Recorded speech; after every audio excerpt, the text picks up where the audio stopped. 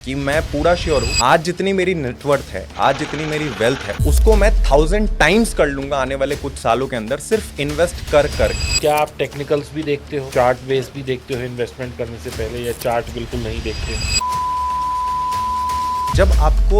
जब आपको बड़े बड़े एक्सचेंजेस खुद सामने से आकर चीख के कह रहे हैं कि आप अगर करोगे तो आप प्रॉफिटेबल बनोगे।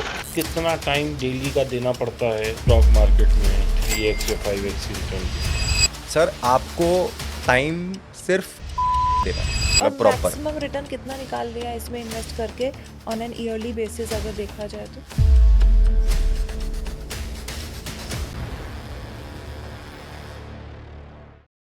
दोस्तों, ट्रेडर्स के साथ तो कई बार हमने चर्चा कर ली और कई बार ट्रेडर्स माइंडसेट समझने की कोशिश भी कर ली, लेकिन आज मैंने सोचा क्यों ना एक ऐसी चर्चा की जाए जो थोड़ी हटके हो।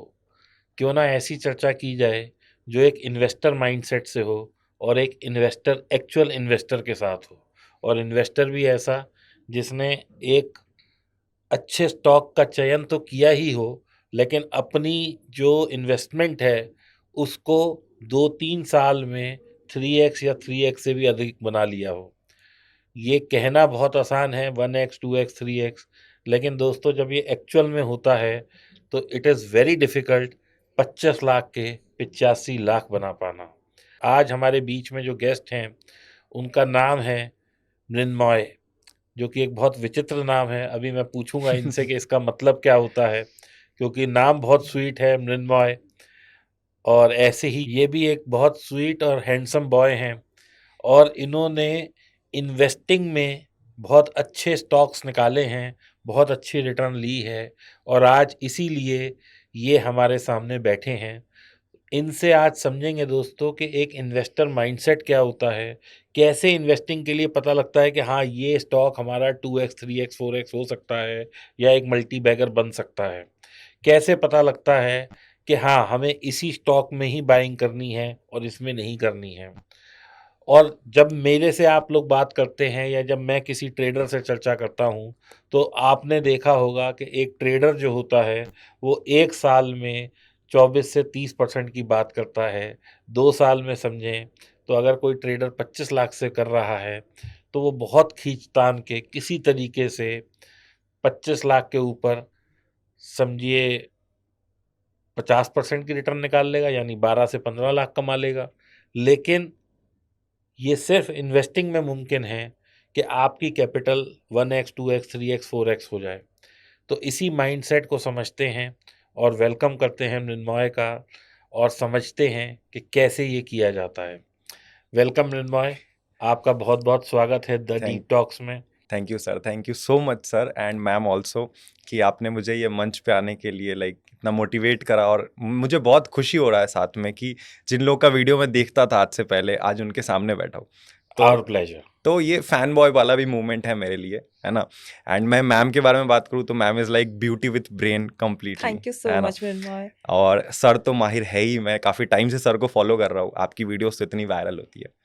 तो सर जैसा कि आपने मेरे बारे में पूछा, तो मैं अपने बारे में अगर थोड़ा बताऊँ, जो इतने भी ऑडियंस है आपके चैनल के, तो देखिए मैं एक 22 साल का बहुत सिंपल साधारण सा व्यक्ति हूँ, बहुत सिंपल सा, जिसकी नेटवर्थ कह लो आप, जिसकी कंपनी की वैल्यूएशन कह लो आप, आज के समय मिलियंस में है, करोड़ों में है। ये मैं इसलिए कह रहा हूँ क्योंकि मैं ना बहुत छोटे शहर से आता हूँ, बहुत छोटे शहर से। मैं बिहार के एक छोटे से ज़िले से आता हूँ, जहाँ पर हमारे शहर में इन्वेस्टिंग और ट्रेडिंग, स्टॉक मार्केट अपने आप में ही एक जुआ माना जाता है, सट्टाबाजारी माना जाता है। हमारे शहर में आज भी अगर आप किसी को बोल दोगे आप इन्वेस्टर हो या फिर आप ऑनलाइन बिजनेस ही कर रहे हो, तो भी एक बहुत बड़ा हवा मच जाता है। लेकिन वहाँ से उठकर, छोटे से शहर से उठकर, मैं दिल्ली एनसीआर में, नोएडा जैसे बड़े बिजनेस हब में मैंने खुद का कॉर्पोरेट ऑफिस बनाया। मैं आज फुल टाइम इन्वेस्टर हूँ। मैं आज इंडिया का one of the biggest edtech brand manage कर रहा हूँ। आज हमारे कॉर्पोरेट ऑफिस में लगभग 17 से 18 एम्प्लॉयज़ है, और आज के समय आप मान लो मैंने बहुत सारे स्टूडेंट्स को फाइनेंस के फील्ड में भी एंड उनके कॉलेज यूनिवर्सिटी के फील्ड में भी लाखों स्टूडेंट्स को गाइड करा है उनके ड्रीम जॉब्स क्रैक करने में, ड्रीम कॉलेज क्रैक करने में, ठीक है। और इन सारे बिजनेसेस को करके जो भी पैसा मैं बनाता हूँ, जितना भी मेरा नेट प्रॉफिट बचता है, जो मैं एक्चुअली घर लेके जाता हूँ, उस पैसे को मैं एग्रेसिवली इन्वेस्ट करता हूँ शेयर मार्केट में। क्योंकि मैं स्टॉक मार्केट का बहुत बड़ा बिलीवर हूँ, in investing, not in trading. Trading को ऐसा नहीं कि मैं गलत मानता हूँ, ऐसा नहीं है, क्योंकि आप इतने बड़े दिग्गज ट्रेडर है, तो आपके सामने ये बोलना जायज़ नहीं होगा वैसे भी कि मैं ट्रेडिंग को गलत मानता हूँ, क्योंकि आप परफेक्ट एग्जाम्पल है। ट्रेडिंग में पैसा बनता है, बट उसमें समय भी लगता है, एक्सपीरियंस भी लगता है, एंड बहुत रिस्क लेना पड़ता है। लेकिन इन्वेस्टिंग मैंने समझा अपनी लाइफ में एक ऐसी गेम है जो आप एज अ बिजनेस चला सकते हो उसको। इन्वेस्टिंग मतलब वो आपका एसेट है, वो आपका संपत्ति है, और उस संपत्ति से आप बहुत पैसा कमा सकते हो आने वाले टाइम पे। ये चीज़ मैंने बहुत कम उम्र में सीख लिया है, और इस चीज़ के लिए मैं इतना प्राउड हूँ अपने ऊपर, इतना प्राउड हूँ कि मैं पूरा श्योर हूँ आज जितनी मेरी नेटवर्थ है, आज जितनी मेरी वेल्थ है, उसको मैं 1000 टाइम्स कर लूंगा आने वाले कुछ सालों के अंदर, सिर्फ इन्वेस्ट कर करके। ठीक है, तो ये मेरा स्टार्टिंग का थोड़ा बहुत जर्नी है, जो मेरा फिलॉसफी है इन्वेस्टिंग को लेकर।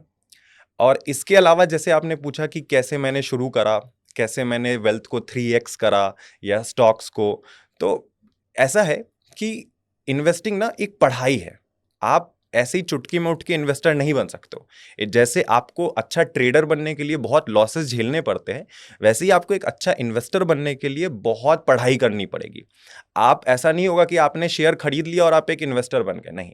इन्वेस्टिंग करने के लिए आपके अंदर मैक्रो इकोनॉमिक्स डेटा क्लियर होना चाहिए, अगर आप इन्वेस्टर बनना चाहते हो। नहीं तो शेयर खरीद के रखना इज नॉट एन इन्वेस्टमेंट। खरीद के रख लिए, अच्छी बात है, आप उस समय आपको फुल टाइम इन्वेस्टर नहीं बोल सकते हो। लेकिन अगर आपको इससे मोटा पैसा कमाना है, आप चाहते हो कि ऐसा हो कि मैं कोई ऐसा शेयर उठाऊं, ऐसा म्यूचुअल फंड उठाऊं, ऐसा ETF उठाऊं जिससे करोड़ों बने, मतलब आने वाले टाइम में मैंने अगर आज 20 लाख डाला तो वो 20 लाख का 20 करोड़ हो जाए, तो उसके लिए आपको मैक्रो इकोनॉमिक्स डेटा आना चाहिए, आपको स्टैटिस्टिक आना चाहिए, आपको इसका पढ़ाई करना पड़ेगा, जो हमारे स्कूल में नहीं सिखाई जाती है। और ये चीज़ें मैंने सीखी है साल 2019 में, जब मैं पहली बार अपने शहर से दिल्ली आया। इससे पहले मैं दिल्ली कभी नहीं आया था। ठीक है, पहली बार जब मैं दिल्ली आया तो हमारे शहर में तो मैम मैं आपको बताऊं सर, एक आप ऑडी, BMW, मर्सिडीज भी देख लेते थे ना हमारे शहर में, तो वो बहुत बड़ी बात होती थी। पूरे शहर में एकदम हाहाकार मच जाता था कि हमारे शहर में BMW है, किस शहर मर्सिडीज से है। हैं आप? मुजफ्फरपुर। ठीक मुजफ्फरपुर है, शहर बहुत बढ़िया है, मैं बहुत प्यार करता हूँ, बट उस टाइम पे साल 2019 में, कोविड के भी पहले, ये बड़ी बड़ी गाड़ियाँ वहाँ पे ये सब नहीं चलती थी। ठीक है, तो जब मैं दिल्ली पहली बार आया, जब मैंने दिल्ली में दिल्ली विश्वविद्यालय में एडमिशन लिया, तब मुझे ये पता चला कि भैया यहाँ पे तो मेरे उम्र के लोग ही बड़े बड़े गाड़ी, मतलब बड़े बड़े S क्लास से घूम रहे हैं, बेंटली। अब बेंटली जो कार है वो पहली बार मैंने यहाँ पे आकर सुना कि ऐसी कोई ब्रांड भी है जो इतनी बड़ी ब्रांड है। हमारे वहाँ मुझे नहीं पता था ये बात। यहाँ पे जैगवार लेके घूम रहे हैं, यहाँ पे फॉर्च्यूनर तो आम बात है, बहुत आम कॉमन चीज़ है। गुड़गांव में आज भी कॉमन है, मतलब आप लगा लो फॉर्च्यूनर की टैक्सी चलती है वहाँ पे। ये कल्चर मैंने यहाँ देखा। तो मैं यही सोचता था कि भैया ये लोग ऐसा क्या कर रहे हैं जो इतना पैसा कमा रहे हैं। ऑब्वियसली जो 20-21 साल के मेरे क्लासमेट होंगे उनके पास गाड़ी है, लेकिन हो सकता है वो उनका ना हो, उनके माँ बाप का हो, तो कुछ तो किया होगा उन्होंने। तो लकीली मैं जिस जगह पे रहता था दिल्ली में, वो साउथ दिल्ली था, प्रॉपर साउथ एक्सटेंशन, लाजपत के बगल में। अब आप सर इतने टाइम से NCR में रह रहे हो, नोएडा में रह रहे हो, आपको पता होगा साउथ एक्सटेंशन, लाजपत, ये सब बहुत पॉश एरिया है। तो वहाँ पे मैं एक नॉर्मल सा PG में रहता था, छोटा मोटा।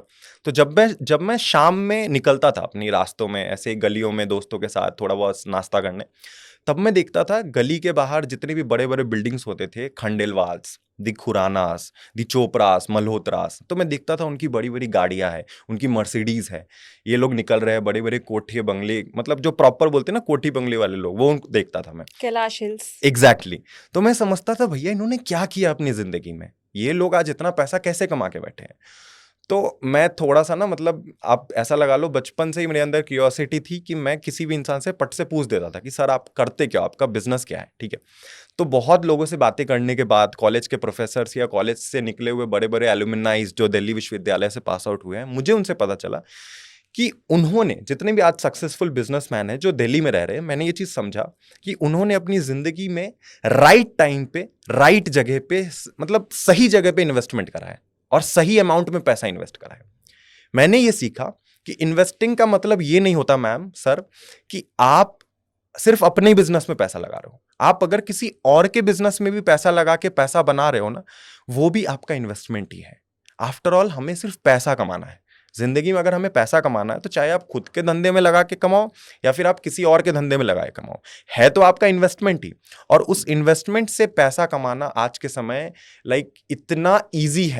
इतना ईजी है, बस लोग इस गेम को समझ नहीं पा रहे। मैंने उस गेम को समझा, मैंने इन्वेस्टमेंट शुरू करा। कोविड के टाइम से ही मैंने इन्वेस्टमेंट शुरू करा, एंड कोविड के बाद जो पुश मिला है मार्केट में ना, उसने मेरे पोर्टफोलियो को भी भयंकर पुश दिया है। आज जिस पोर्टफोलियो में बैठा हूं, आज जो मेरा पोर्टफोलियो 3x हो चुका है सर, मुझे ऐसा लगता है कि हो सकता है कि ये 85 लाख आराम से 50 लाख भी आ जाए, हो सकता है ये और कम भी हो जाए। मुझे इस बात का कोई डर नहीं है, क्योंकि मेरे अंदर कन्विक्शन है। मुझे पता है पावर ऑफ कंपाउंडिंग कैसे काम करती है, इन्वेस्टमेंट में कैसे हमारा पैसा 8+8+8 नहीं होता, 8x8x8x8 होता है इन्वेस्टिंग में।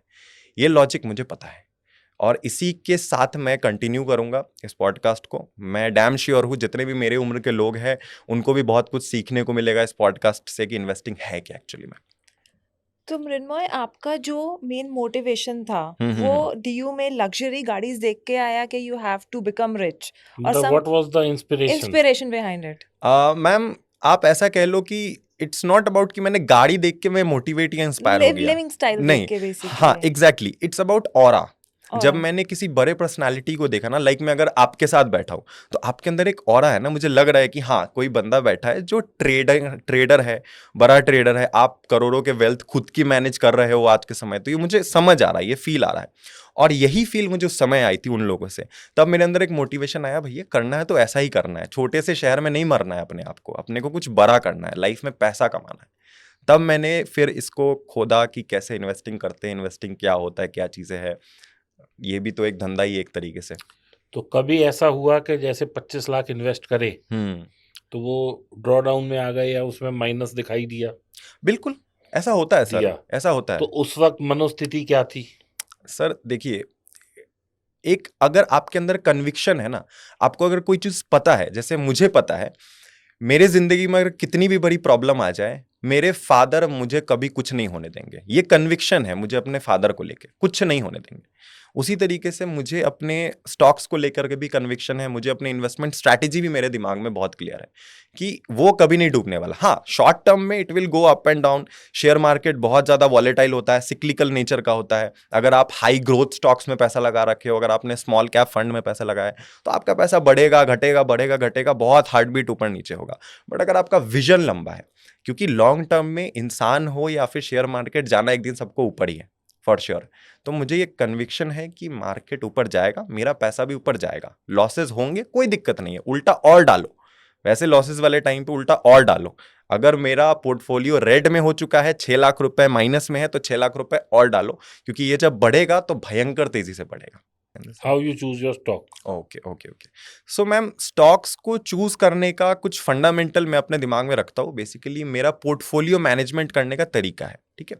मैं 2 तरीके से पोर्टफोलियो बनाता हूँ बेसिकली। एक है मेरा कोर पोर्टफोलियो, एक है सैटेलाइट पोर्टफोलियो। ये काफ़ी बेसिक फिलॉसफी है, लोगों को पता होता है लेकिन फिर भी लोग फॉलो नहीं करते हैं।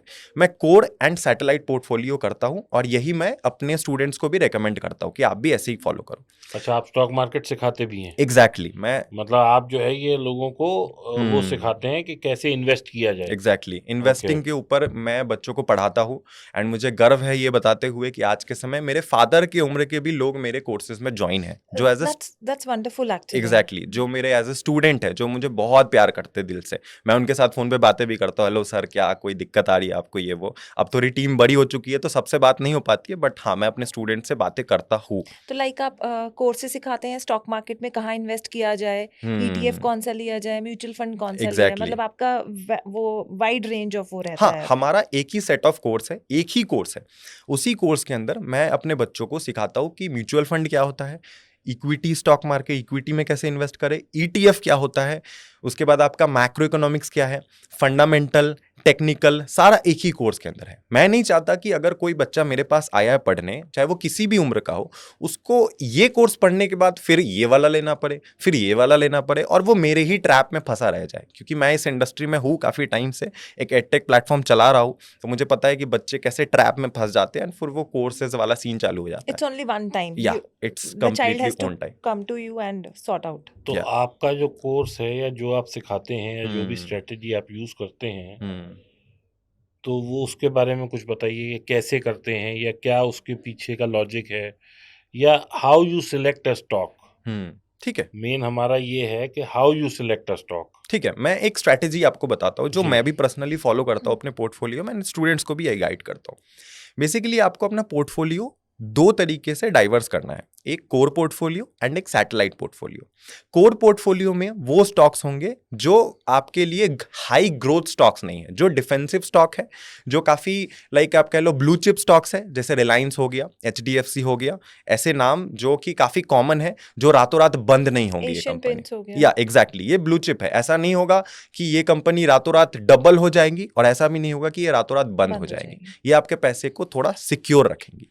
एंड द सेम टाइम आपको अपने पैसे को सैटेलाइट स्टॉक्स में भी डालना है। सैटेलाइट स्टॉक्स मतलब, सैटेलाइट पोर्टफोलियो मतलब कि आपको वैसे शेयर्स में अपना पैसा कुछ लगाना है जो शेयर्स थोड़ा एग्रेसिव नेचर के हो, जैसे कि स्मॉल कैप स्टॉक्स हो सकते हैं, या स्मॉल कैप फंड हो सकते हैं। हो सकता है आपने स्मॉल कैप फंड में ही पैसा लगा रखा है, अब वो बहुत एग्रेसिव होंगे, बहुत सिक्लिकल होंगे, बहुत जल्दी ऊपर नीचे जाएंगे, आपकी हार्ट बीट तेज होगी। तो ये क्या करेंगे, ये आपको बहुत हैवी ग्रोथ दे सकते हैं, है ना। अब मैं एक एग्जांपल लेता हूं। सपोज आपके पास 1 लाख रुपए है, राइट। अब 1 लाख रुपए आपको इन्वेस्ट करना है। अब आप इसको कोर में एंड सैटेलाइट में कैसे बांटोगे? आप क्या करोगे कि इस 1 लाख का मेजॉरिटी हिस्सा 60 से 65%, मान लीजिए 60% आपने लगा दिया, 60,000 रुपीज कोर में, रिलायंस में, HDFC में, यहां वहां पे कहीं भी लगा दिया। एंड बाकी का जो 40,000 है आपने लगाया सैटेलाइट में, ठीक है ना, जहां पर आपको हैवी ग्रोथ स्टॉक्स है, छोटे छोटे कंपनियों के शेयर है, उनमें आपने अपना पैसा लगा दिया 40,000। तो हमने ऐसा क्यों नहीं किया कि हमने निफ्टी ETF ले लिया वहां पे? कर सकते हैं, बिल्कुल कर सकते हैं, लेकिन निफ्टी ETF जो है वो आपका फिर कोर में आएगा, क्योंकि वो निफ्टी ETF तो आपका भाई मतलब आपने अगर टॉप 10 स्टॉक्स ही लिए एग्जैक्टली तो इससे बेटर तो ये नहीं होगा मृण्मय कि हम निफ्टी ETF ही ले लें, so that I mean it is easy for my audience to understand कि हम रिलायंस को क्यों सिलेक्ट करें, हम HDFC को क्यों करें, हम एशियन पेंट को क्यों करें, या हम टाटा मोटर को क्यों करें, या जो भी आपने कंपनीज बताई, इसकी बजाय क्यों ना हम निफ्टी ETF ले लें जिसका कि 10% शेयर जो है वही मतलब मेन कॉन्स्टिट्यूएंट्स ठीक हैं है, उसके। Got it. तो निफ्टी ETF जैसा आपने बोला कि हम ये भी कर सकते हैं, बट ये थोड़ा और ज्यादा कंजर्वेटिव हो जाएगा, क्योंकि अगर आप कोर में भी चाह रहे हो कि 12% से ऊपर रिटर्न मिले, एटलीस्ट कम से कम 15-16% उसमें मिल जाए, तो हम फिर इंडिविजुअल स्टॉक्स को सिलेक्ट करेंगे। लेकिन जो निफ्टी का पिछले कई साल का CAGR है, मेरे ख्याल से 10 साल का या 20 साल का या 15 साल का, मुझे एग्जैक्ट नहीं ध्यान, हो सकता है मेरी बात पे हम ट्रॉल भी हो जाए थोड़ा सा इसको, कोई बात नहीं। तो शायद 17% का है, ठीक। और 14% तो लार्ज कैप का कोई भी फंड देता ही है ऑलमोस्ट। देखिए सर, एक और दूसरा, अगर हम मतलब इट इज अ डिस्कशन, हाँ हाँ, इसको चलेगा कोई ऐसा चलेगा नहीं, चलेगा चलेगा, बताइए बताइए। हम आपकी एक्सपर्टीज भी समझेंगे। पहले चलो हम आप ही की समझते हैं, फिर हम अपनी बात बाद में कहेंगे। ठीक है, हाँ। ठीक है। तो मैं पहले अपना एग्जांपल क्लियर करता हूँ कि मान लीजिए आपने कहीं से भी इन्वेस्ट करा, मेनली जो भी, देखिए मेरा कहने का मतलब है जो भी स्टॉक्स आपको लग रहा है जो कि कोर में जा सकते हैं, वेदर देखो हमें ना लग नहीं रहा, हमें आप समझाओ कि ये कोर में जाएगा। हाँ मैं बताता हूँ सर आपको, हाँ। मैं बताता हूँ। चलिए, जैसे आपका लार्ज कैप फंड ले लो आप, या फिर आप इंडेक्स फंड ले लो, या फिर कोई भी लार्ज कैप स्टॉक्स, ठीक है, उसमें आप पैसा डालो आपका कोर में। लार्ज कैप का मतलब when you say large cap, they are top 10, top 20, top 50, जो भी निफ्टी 50 के अंदर आते हैं, निफ्टी बेसिकली 50 वाले निफ्टी कोई 50 से भी में जो स्टॉक हो गए, कंट्रीब्यूट चलो करते हैं ठीक है। वेटेज मैक्सिमम, रिलायंस वगैरह, इनको ले लो, ठीक है। वो आप थोड़ा कंजर्वेटिव हो जाओगे, वहां पे मान लो आपको 12% रिटर्न मिल गया, ठीक है ना, तो वो 60,000 आपका 12% उसमें ऐड हो जाएगा, ठीक है। और जो आपका सैटेलाइट पोर्टफोलियो होगा, सैटेलाइट में जो आपने 40% जो आपने डाल रखा है, लगभग 40,000 रुपए, हो सकता है कि आने वाले 1 साल में वो आपको भयंकर रिटर्न दे, 50%, चलो 100% भी हमने जाते हुए देखा है। इस बार तो आपको पता होगा, जैसे बजट के पहले, इलेक्शन के टाइम पे डिफेंसिव स्टॉक्स हो गए, रेलवे स्टॉक्स हो गए, 100% से भी ऊपर का रिटर्न, ठीक है। तो आपने सैटेलाइट में वैसे डाल रखा है, हो सकता है आपका 40,000 जो आपने डाला है वो 40 का 80 हो जाए, ठीक है ना। तो आपको क्या करना है, अगले साल जब आप फिर से उसको रीलोकेट करोगे, अब आप 40 जो आपका जो बढ़ा हुआ अमाउंट है, 40 जो अब 80 हो चुका है, उस 40 को अब आप रीलोकेट कर दोगे कोर में। इससे क्या होगा कि आप पोर्टफोलियो डाइवर्सिफाई करते चले जा रहे हो, यहां से उठाकर अब आप यहां डाल रहे हो एंड फिर आप 40,000 डाल रहे हो अपना सैटेलाइट में। इससे क्या होगा कि इससे जो आपका कोर पोर्टफोलियो मजबूत होते चला जाएगा, उसमें रिस्क कम होगी और वो over a long period of time compounding करेगा। एंड अगर आपका सैटेलाइट जो पोर्टफोलियो हो सकता है ऐसा कि मार्केट में कोई क्रैश आ जाए, शॉर्ट टर्म में सैटेलाइट पोर्टफोलियो जो हो आपका, छोटा मोटा जो स्टॉक्स हो वो गिर जाए, तो आपका 40,000 ही जाएगा ना, आपका ज्यादा तो नहीं डूबेगा। लेकिन जो आपका कोर पोर्टफोलियो है जिसमें आपने बड़े बड़े शेयर्स डाल रखे, वो तो आपके अब हेवी हो चुके होंगे ना, क्योंकि आप उसको बार बार कैपिटल को रीलोकेट कर रहे हो, इधर से इधर डाल रहे हो, तो आपका पैसा बढ़ते बढ़ते बढ़ते बढ़ते बहुत ज्यादा बढ़ेगा। तो जैसे कि मान लो मैंने 1 लाख से शुरू किया या 10 लाख से किया, तो मैंने 6 लाख रुपए लार्ज कैप में डाल दिया, ठीक है, या निफ्टी 50, और 4 लाख रुपए मैंने यहाँ डाल दिया। ठीक है सर। अब ये 4 लाख वाला तेज बढ़ेगा because this is small and mid cap and this is large cap, exactly. Right? तो अब इसको रीशफलिंग का क्या प्रोसेस है, और या आप 3 साल में जैसे जो आपका पोर्टफोलियो है, तो इसको आपने कितनी बार रीशफल किया? देखिए इसमें क्या है ना कि इसमें अगर आप एक लॉन्ग टर्म इन्वेस्टर हो एंड साथ में आप एक फुल टाइम इन्वेस्टर बन चुके हो, आपको मार्केट की समझ है, आपको टेक्निकल से ज़्यादा अगर फंडामेंटल एनालिसिस आती है, तो यहाँ पे एक कंसेप्ट आती है माइक्रो इकोनॉमिक्स के हिसाब से। अगर आप देखोगे तो ओवर वैल्यूएशन का एक कंसेप्ट आता है।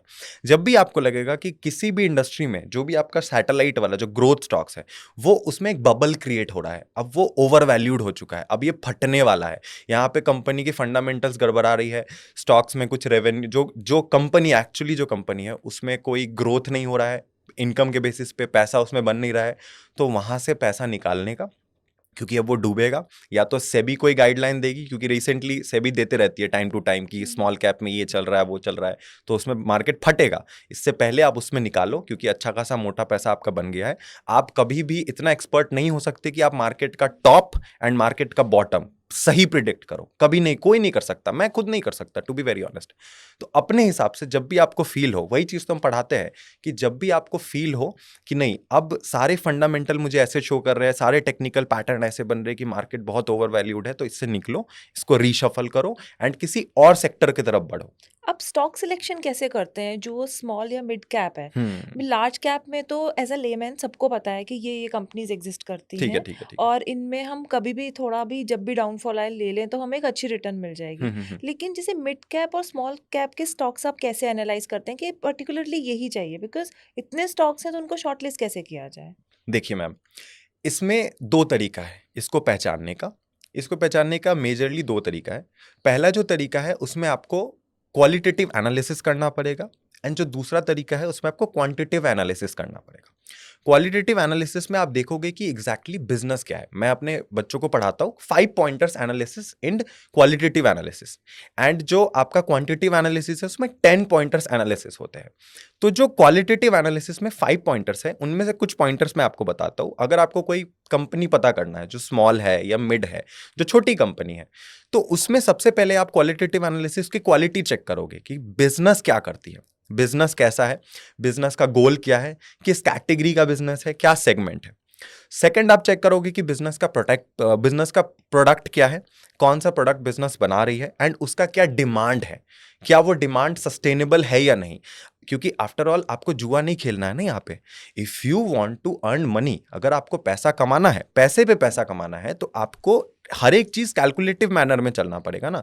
तो आपको ये भी चेक करना पड़ेगा कि जिस कंपनी में आप पैसा लगा रहे हो, चाहे वो छोटी कंपनी क्यों ना हो, वो क्या बनाती है, उसका क्या प्रोडक्ट है और उस प्रोडक्ट का क्या डिमांड है। आने वाले टाइम में मार्केट में डिमांड है भी या नहीं, क्या कंज्यूमर बैठे हैं उसको खरीदने के लिए। और अगर उस प्रोडक्ट का डिमांड है, प्रोडक्ट अच्छी है, तो उसका फ्यूचर कैसा है। कहीं ऐसा तो नहीं कि वो आज का ही बिजनेस है, आज ही तक चलेगा और फ्यूचर में खत्म हो जाएगा। तो बिजनेस थोड़ा फ्यूचरिस्टिक भी होना चाहिए। फिर हम उसके कॉम्पिटिटर्स को देखते हैं कि उसी पर्टिकुलर ब्रांड में, उसी पर्टिकुलर कंपनी के कौन कौन से कॉम्पिटिटर्स हैं जो उस मार्केट में है और उनके अंदर कितना पावर है। फिर आप देखेंगे कि क्या उस बिजनेस की कोई मोट है या नहीं, कोई मार्केट में कॉम्पिटिटिव एडवांटेज है कि नहीं, जिससे वो बाकी बिजनेस से ऊपर निकल सकती है ना। ये सारे क्वालिटी हम चेक करेंगे एंड लास्ट मैनेजमेंट एनालिसिस करेंगे। मैनेजमेंट एनालिसिस इंडियन कंपनियों में बहुत ज़रूरी है, क्योंकि इंडिया में मैनेजमेंट को लेके बहुत घपला होता है। इंडियन जो कंपनी होती है आज के टाइम पे, जो बबल चल रहा है स्टार्टअप का, उसमें बहुत घपला चलता है, बहुत ज़्यादा।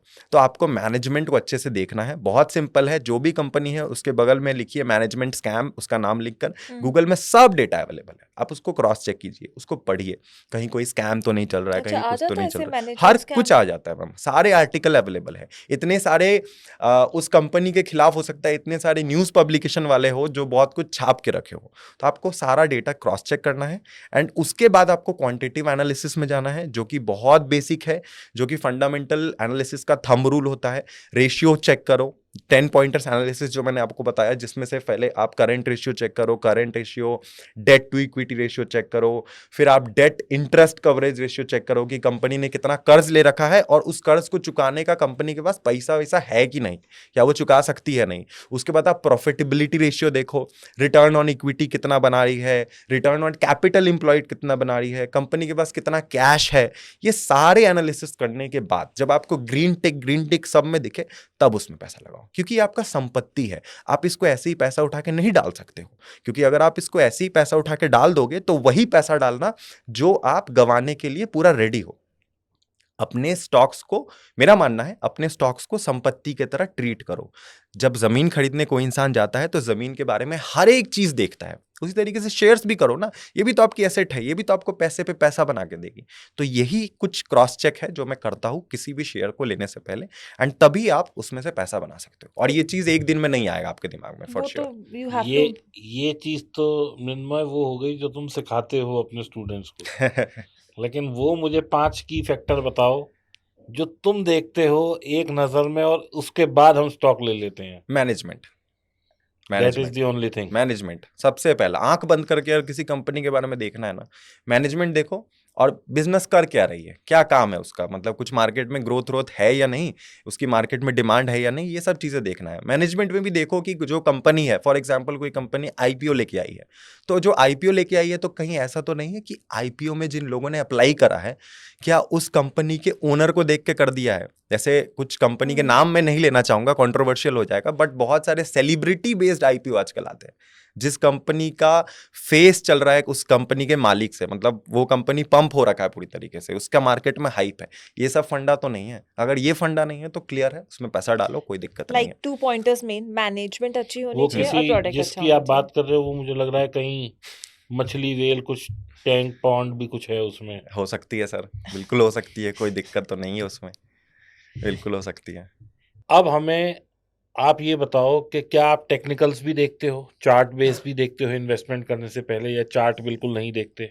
मैं देखता हूँ, बट मेरी वो प्रायोरिटी नहीं है टेक्निकल में, मैं बहुत ज़्यादा लाइक उसको, मेरा प्रायोरिटी नहीं रहता है टेक्निकल एनालिसिस तो जो करना। ये फंडामेंटल करा है या जो भी चीज़ देखते हो, इसके लिए कोई स्कैनर है? बहुत सारे, बहुत सारे, मैं कुछ वेबसाइट बता देता हूँ आपको, फ्री हाँ। ऑफ कॉस्ट में कोई भी इंसान देख सकता है। टिकर टेप हो गया, screener.com हो गया। अगर आपको इकोनॉमिक्स के बारे में ज़्यादा जानना है, जीडीपी कैसे चल रही है, कितना क्या परचेजिंग मैनेजर इंडेक्स, सारी चीज़ें आपको अगर देखनी है तो उसके लिए फिर ट्रेडिंग इकोनॉमिक्स वेबसाइट है, जहाँ पे हर एक डेटा आपको ट्रेडिंग के बारे में दिखेगा। मनी कंट्रोल है सर, बहुत फेमस वेबसाइट है, वहाँ पे देख सकते हो। गूगल न्यूज़ पे आप सारी चीज़ें पता कर सकते हो।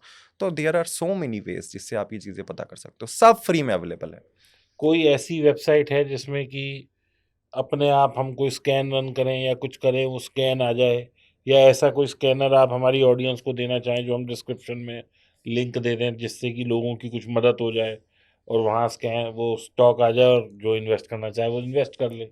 सर ये तो है वैसे तो, लेकिन हर चीज़ें अगर ऐसे ही बता दिए जाएंगे तो लोगों को मज़ा नहीं आएगा, फिर पता नहीं चलेगा। वो उसके ऊपर पूरा एक सेगमेंट होगा जो कि हमने अपने प्रॉपर कोर्सेज में बता रखा है। ओके। बट आपके रिस्पेक्ट करने के लिए मैं बोलूँगा, क्योंकि आप मेरे से बहुत सीनियर हो, कि आपको देखिए, मैं कुछ ऐसा स्ट्रेट बोल रहा हूँ, आपको स्क्रीनर पे सब मिल जाएगा। आप सारे वेबसाइट को छोड़ दो, आप सिर्फ स्क्रीनर फॉलो करो।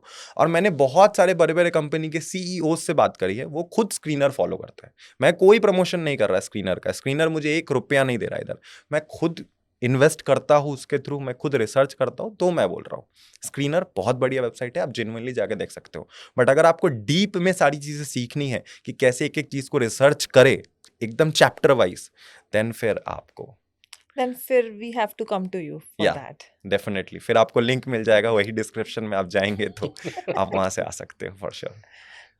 मृण्मय, आपने एक कैपिटल इकट्ठी करी, फिर उसको आपने मल्टीप्लाई कर लिया, अब आप रीशफलिंग कर रहे हो, फिर चर्निंग कर रहे हो। अब कोई आज एक नया बच्चा या कोई नवयुवक या कोई भी हमारा एक इन्वेस्टर जो आता है, बिल्कुल उसने बिल्कुल। कुछ समझो 2-5 लाख रुपए इकट्ठे कर लिए हैं हम्म। और वो चाहता है इन्वेस्ट करना, जी। तो उसे किस तरह की कंपनी में इन्वेस्ट करना चाहिए? क्या उसका रिस्क प्रोफाइल होना चाहिए? कितना पैसा, अगर 5 लाख है तो पूरा 5 डाल दे या कुछ एवरेजिंग के लिए रखना चाहिए? एक इन्वेस्टर माइंडसेट जो होता है, या एक इन्वेस्टिंग का जो प्रॉपर तरीका होता है, या पोर्टफोलियो है तो वो कितना रीशफलिंग, कब रीशफलिंग, और कितना प्रॉफिट लेके वो निकल जाए, क्योंकि ये भी बहुत इंपॉर्टेंट है। क्योंकि जैसे अभी एक स्टॉक था, मुझे किसी ने सवाल किया था, मेरे को नाम नहीं ध्यान, वो 200-250 से चला, वो 600-700 कुछ गया, और वो एक आध दिन वहां खड़ा रहा, और अब वो दोबारा से 300 कुछ आ गया है। ठीक है ठीक है ठीक है, got it। अब जो बेचारा 200 में घुसा था, वो 700 पे नहीं निकला, तो मैंने उससे पूछा भाई क्यों नहीं निकला, क्योंकि वो बोला कि मैं तो 1000 की वेट कर रहा हूँ। तो क्या एक माइंडसेट रहना चाहिए, या 20% मुनाफा हुआ तो 20% बुक कर लो, या 100% हुआ तो आधा कर लो? क्या रहना चाहिए? मतलब एक बिल्कुल जर्नी एक नए ओके इन्वेस्टर ओके की ओके किस तरीके से हो। ओके। आप समझ लो कि मैं ही एक इन्वेस्टर हूँ, मुझे ठीक है 5 लाख रुपए इन्वेस्ट करने हैं, तो मुझे किन किन चीज़ों का ख्याल रखना है, किस तरीके से स्टॉक सिलेक्शन ठीक है करनी है, और किस तरीके से प्रॉफिट लेके निकलना है, या क्या करना है? ठीक है, I got your point sir. समझ गया मैं कि चलो एक सिचुएशन लेते हैं, आप एक नए व्यक्ति हो, आपके पास 5 लाख रुपए का कैपिटल है। सबसे पहले आपको अपनी एज देखनी है, क्योंकि एज के हिसाब से रिस्क मैनेजमेंट होता है मैं ना? नहीं, एक मान के चलो बिटवीन 25 to 30 या हाँ ठीक है ठीक है ठीक है। 25 के आसपास है। हाँ जिसने अभी अभी जॉब ये स्टार्ट बच्चे करी हैं, है, जैसे बच्चे ये हैं। हैं। हाँ हाँ, चला चलो मैं समझ गया उस क्या क्या आप पूछना चाह रहे हो। तो फिर भी मैं एज वाला एक बार समझा देता हूँ ऑडियंस के लिए कि आपकी उम्र जैसी जैसी होती है ना, आपकी रिस्क टेकिंग एबिलिटी चेंज होते रहती है। हो सकता है आपके व्यूअर्स ऐसे भी हो जो 40 साल की उम्र के हो, तो जितनी आपकी एज बढ़ेगी आप रिस्क उतना कम लोगे, आपकी पोर्टफोलियो उस हिसाब से बनेगी। और अगर आप 25 साल के अभी हो तो आपके पास लंबा टाइम है, बिग गेम, आपके पास एटलीस्ट 35 साल तो है, 60 तक तो आप 35 साल बहुत बड़ा होता है। कंपाउंडिंग बहुत तरीके से वर्क करेगा, इतने बहुत अच्छी तरीके से। कंपाउंडिंग में समय ज्यादा इंपॉर्टेंट होता है पैसे से। तो अगर आपकी उम्र बहुत कम है, अगर आप 25 साल के हो, मेरी उम्र भी ज़्यादा नहीं है, मेरी उम्र भी खुद भी 22 साल है, मेरे पास भी बहुत लंबा टेन्योर है आज के टाइम पे, 30-40 साल तो आराम से कहीं नहीं गए। तो ऐसे टाइम पे अगर आप नए हो, आपको कुछ भी नहीं आता, तो मैं मान के चलता हूं कि आपको फंडामेंटल एनालिसिस बहुत अच्छे से तो नहीं आता होगा। ठीक है, तो सबसे पहले तो आपको सीखना पड़ेगा, बिकॉज ये एक प्रॉपर, जैसे कहते हैं ना, हमारे स्कूल में हमें बचपन से पढ़ाया जाता है, क्लास 1 से लेकर 12वीं कक्षा तक, फिर उसके बाद 3 साल ग्रेजुएशन, फिर मास्टर, सब कुछ कराते हैं टीचर्स। और उनका भी मोटिव ये रहता है कि बच्चा पढ़े और पढ़ने के बाद बच्चे को अच्छा जॉब लगे, अल्टीमेटली वो पैसा कमाए। लेकिन पैसे के बारे में स्कूल में कोई नहीं पढ़ा रहा होता है। फाइनेंस का एजुकेशन इंडिया में एटलीस्ट 12वीं क्लास तक तो एकदम जीरो है, कुछ नहीं है। तो मैं मान के चलता हूं आपके अंदर कोई नॉलेज नहीं है, तो आप पहले फाइनेंस की नॉलेज लो।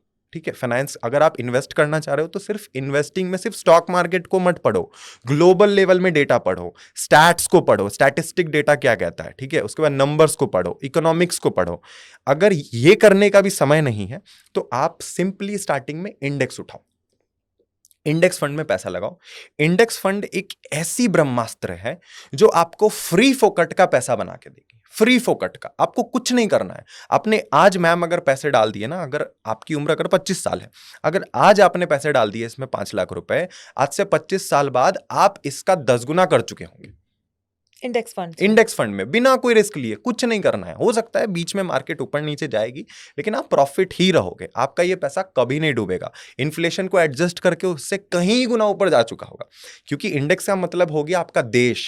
आपका देश तो ग्रो करेगा ना, क्योंकि देखिए हमारा देश ग्रो करेगा, ये हम सबको पता है, हमारा भारत ग्रो करेगा। हम भारत को लेके पूरा हमारे अंदर कन्विक्शन है आने वाले 5 साल में 2030 तक तो कहीं नहीं गया जब भारत बहुत बड़ा सुपर पावर बन चुका होगा। तो जब आप भारत पे बेट ले रहे हो, इसका मतलब भारत में डेवलपमेंट अच्छी होगी, इसका मतलब यही हुआ कि भारत ग्रो करने का, भारत में डेवलपमेंट अच्छी होगी। डेवलपमेंट अगर भारत में अच्छी हो रही है तो इसका मतलब है कि भारत के बिजनेसेस अच्छा काम कर रहे हैं। भारत के बिजनेस अगर अच्छा काम कर रहे हैं तो इसका मतलब है भारत में गुड्स एंड सर्विसेज का प्रोडक्शन बहुत अच्छी तरीके से हो रहा है, और गुड्स एंड सर्विसेज का प्रोडक्शन अच्छा हो रहा है मतलब भारत का जीडीपी ग्रो कर रहा है, और भारत का जीडीपी ग्रो कर रहा है इसका सिंपल सा मतलब है भारत का इंडेक्स भी ग्रो कर रहा है, निफ्टी 50 भी उसके साथ साथ ग्रो कर रहा है। तो अगर आपने इंडेक्स फंड में पैसा डाल दिया तो आप 100% फ्यूचर में प्रॉफिट में ही रहोगे, ठीक है। और इस चीज को इस बात को कोई नहीं काट सकता, कोई भी इन्वेस्टर इस बात को नहीं काट सकता। वॉरेन बफेट सर आज भी इंडेक्स को बहुत मानते हैं। इवन वॉरेन बफेट सर कहते हैं, मैं अभी रिसेंटली आर्टिकल में पढ़ रहा था कि जब वो ना रहे, भगवान ना करे ऐसा हो, बट जब वो ना रहे इस दुनिया में तो उनका जितना भी वेल्थ होगा वो अपने जितने भी फंड मैनेजर है सबको बोल दिया मेरा पूरे वेल्थ को आप इंडेक्स फंड में डाल देना। वो इतने बड़े बिलीवर है इंडेक्स कॉन्फिडेंट फंड है। के, वॉरेन बफेट, है ना। तो इंडेक्स फंड से आप शुरू करो, उसमें रिस्क बहुत कम है। फिर सीखो, इन्वेस्टिंग को सीखो। मैं ये नहीं कहता मेरे से ही सीखो, किसी से भी सीखो। Do you think courses are essential for that, जो इन्वेस्टिंग कोर्सेज वगैरह हैं? देखिए, इन्वेस्टिंग कोर्सेज का बहुत बढ़िया क्वेश्चन है आपका। इन्वेस्टिंग कोर्सेज को ना लोग बहुत गलत तरीके से लेते हैं। कोर्सेज आपके लिए क्यों इंपॉर्टेंट है? क्योंकि आप यूट्यूब से भी पढ़ सकते हो, यूट्यूब पे सब कुछ अवेलेबल है, किताबों में भी सब कुछ लिखा है, लेकिन वहां पे कोई चैप्टर वाइज सेट नहीं है ना। जब आप स्कूल में 10th पास करते हो, 11th पास करते हो, 12th पास करते हो, तो वहां पे चैप्टर्स बने, चैप्टर 1 2 3 4 इतना पढ़ लिया, सिलेबस कवर हो गया, आपको नॉलेज आ गया। आपके बुक्स उस हिसाब से डिजाइन कर रखे हैं कि लास्ट चैप्टर तक जाते जाते आप सब समझ जाओगे। सेम उसी तरीके से कोर्सेज में भी, मैंने खुद ने भी, या जितने भी कोर्सेज चला रहे हैं आजकल लोग, जो भी लेजिट तरीके से चला रहे हैं, हर किसी ने इसी तरीके से सेट बना रखा है कि इसके बाद ये, इसके बाद ये, इसके बाद ये, इसके बाद ये, इसके बाद ये। अगर आप उतना सीख लोगे तो आपका पूरा स्टॉक मार्केट क्लियर हो जाएगा। एक्चुअली इन्वेस्टिंग के कोर्सेज बहुत कम है, exactly. Generally courses trading part पर ज्यादा है। तो आपका जो मेन फोकस रहता है वो इन्वेस्टिंग के कोर्सेज पे रहता बिल्कुल। है, वेयर टू इन्वेस्ट, उसमें आप एग्जैक्टली। डाइवर्सिफाइड सिखाते हो। तो I think that is the best thing, क्योंकि अभी आप कहीं से भी पढ़ लो लेकिन आपको एक कोई कंपाइल करके नहीं देता चीज, किसी ने कुछ बताया, किसी ने कुछ बताया, तो आप एग्जैक्टली। कंफ्यूज रहते हो। तो I think that's the best thing कि आप एक जगह सब एक चीज जगह सारे, करके बिल्कुल। और सब बता देते हैं कि ये ऐसे ऐसे ऐसे ऐसे एग्जैक्टली कर लो। क्योंकि मेरा जब कोई बच्चा कोर्स लेता है तो उसमें हर कुछ अवेलेबल है। जैसे आपका म्यूचुअल फंड भी है, उसमें आपका ETF भी है, उसी में इंडेक्स फंड, ये जो मैंने बताया इंडेक्स फंड से शुरू करते हैं वो भी प्रॉपर बताया एक एक चीज। शेयर मार्केट क्या है, कैसे शेयर मार्केट में फाइनेंशियल क्राइसिस आई आपसे पहले 2008 2000, फिर हर्षद मेहता स्कैम, हर एक चीज मैंने डेटा प्रॉपर बताया, step wise. Mutual fund, economics, सारी चीजें, स्टैटिस्टिक, तो यही चीज आपको कोर्स देता है। मैं अगेन कह रहा हूँ तो जितने आपको भी आपके कितना टाइम व्यूअर्स हो हैं, गया ये कोर्सेज मतलब सिखाते हुए? ये कोर्सेज तो मैं पिछले 1-1.5 साल से एक्टिवली सिखा रहा हूँ बच्चों को, और अभी तक मतलब आप लगा लो 10,000 से ज्यादा स्टूडेंट्स हमारे कोर्स से पास आउट हो चुके हैं पढ़ के, और मतलब प्रॉपर। मैक्सिमम रिटर्न कितना निकाल लिया इसमें इन्वेस्ट करके ऑन एन ईयरली बेसिस अगर देखा जाए तो? लाइक किसी स्टूडेंट ने, हाँ, स्टूडेंट ने। देखिए स्टूडेंट्स जनरली जितने भी है, जिनसे भी मेरी व्हाट्सएप पे बातें होती है, सारे स्टूडेंट्स प्रॉफिटेबल है। लेकिन कोई भी स्टूडेंट से मैं पर्सनली पूछने नहीं जाता कि आपने कितना इन्वेस्ट करा। किसी स्टूडेंट ने भेज दिया कि सर हमने आपके आपके पढ़ाने के कहने पर, स्टाइल से हाँ। हमने इतना बनाया, आपने हमें जो स्ट्रैटेजी बताई उसमें हमने इतना इन्वेस्ट करा और उससे आज इतना प्रॉफिट में है। तो मैं कभी भी ओवर एक्साइटेड नहीं होता हूँ, क्योंकि मुझे पता है कि तुम एक दिन लॉस में भी जाओगे और फिर प्रॉफिट में होगे। तो उस समय हो सकता है तुम मुझे कोस रहे हो, फिर जब तुम प्रॉफिट में जाओगे तब तुम मुझे फिर थैंक यू कहोगे। तो इसलिए मैं, रूल है शेयर मार्केट का। एग्जैक्टली, तो मैं कभी ओवर एग्जैचुरेट नहीं करता उस चीज को लेके, बहुत हाइप नहीं हो जाता, खुश नहीं हो जाता, ठीक है। बट इतना गारंटी है कि जितने भी लोगों ने मेरे से आज तक पढ़ाई करी है, स्टॉक मार्केट के बारे में सीखा है, कभी किसी ने भी बाय गॉड ग्रेस कभी भी किसी ने रिफंड नहीं मांगा कि सर रिफंड दे दीजिए। और खुला वेबसाइट में सबके रिव्यू लिखे हैं, आप कोई भी बंदा जाके चेकआउट कर सकता है, कोई दिक्कत नहीं है उस चीज में। और मिनवा, कौन सा एक पर्टिकुलर सेक्टर है जो आप सजेस्ट करना चाहोगे फॉर द कमिंग 5 इयर्स?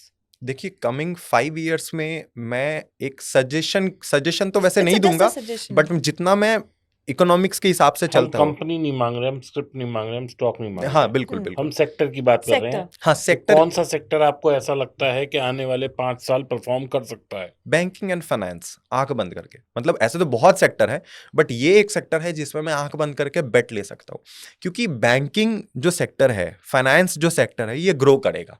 तभी तो आपकी ये जो, अगर बैंकिंग ही हट जाए, अगर आप ऐसा इमेजिन कीजिए हमारे इकोनॉमी में अगर बैंक ना हो, तो बैंक नहीं होंगे तो लोगों को लोन नहीं मिलेंगे, लोग और पैसे पे पैसा नहीं ले पाएंगे, और लोग पैसा नहीं लेंगे। आज के समय जितने भी बिजनेसमैन हैं, जितने भी बड़े बड़े, मुकेश अंबानी, रतन रतन टाटा तो सर हमारे आज नहीं रहे हैं इस दुनिया में, लेकिन अडानी जी है, ये जितने भी बड़े बड़े लोग हैं, आपको क्या लगता है कि ये लोग खुद के पैसे से करते हैं? ये लोग खुद का पैसा अपने ही जेब से निकाल के अपने बिजनेस में लगाते नहीं, ये लोग और डेट लेते हैं।